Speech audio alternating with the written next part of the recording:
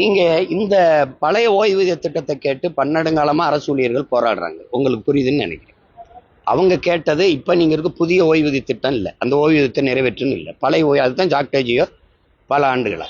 இப்ப நீங்க அறிவிக்கிறத ஏன் போன ஆண்டு அறிவிக்கல? போன ஆண்டு இதே கோரிக்கை வச்சு போராடினாங்க, அதுக்கு முந்த ஆண்டும் போராடினாங்க.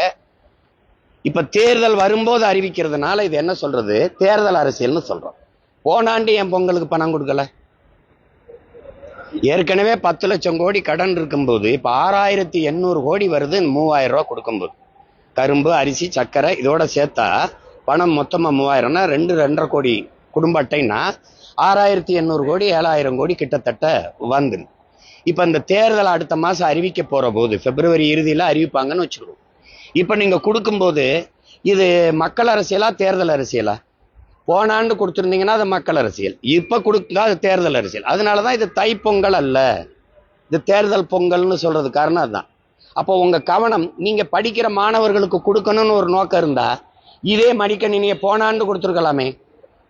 இப்ப அடுத்த மாசம் தேர்தல் வரும்போது இப்ப கொடுத்தா இது தேர்தல் அரசியல்.